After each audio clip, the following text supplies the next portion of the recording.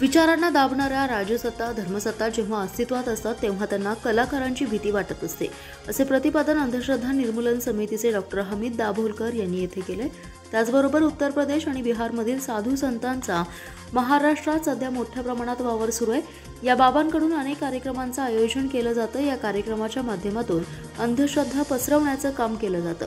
या बाबांच्या कार्यक्रमाला सत्ताधारी आणि विरोधी पक्षातील नेत्यांची उपस्थिती असते, त्यामुळे त्यांच्यावर कारवाई करणार कोण हा खरा प्रश्न असल्याची खंतही त्यांनी यावेळी बोलून दाखवली आहे। महाराष्ट्र अंधश्रद्धा निर्मूलन समिती शाखा सांगलीतर्फे आयोजित राज्यस्तरीय चित्रकला स्पर्धेचा पारितोषिक वितरण समारंभ शांतिनिकेतन येथील कलाविश्व महाविद्यालयात झाला। त्यावेळी ते बोलत होते।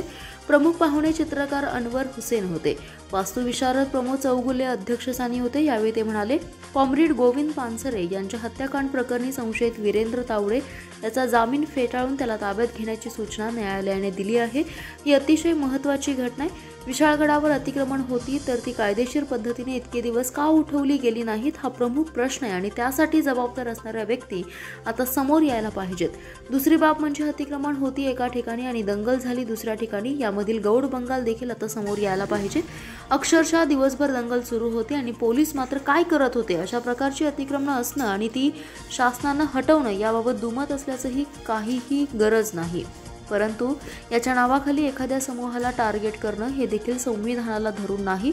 या पाठीमागे संभाजी महाराज यांचं नाव घेतलं जातंय, परंतु छत्रपती शिवाजी महाराज यांनी त्यांच्या रयतेला कोणत्याही प्रकारची वागणूक आणि शिकवण दिली होती, तशीच भावना आपण समाजातील इतर घटकांविषयी देखील ठेवायला हवी। तसेच अतिक्रमण हटवताना त्याचा सर्वसामान्यांना त्रास होणार नाही याची देखील जबाबदारी घेण्याची गरज शासनाची आहे, असंही दाभोलकर म्हणाले।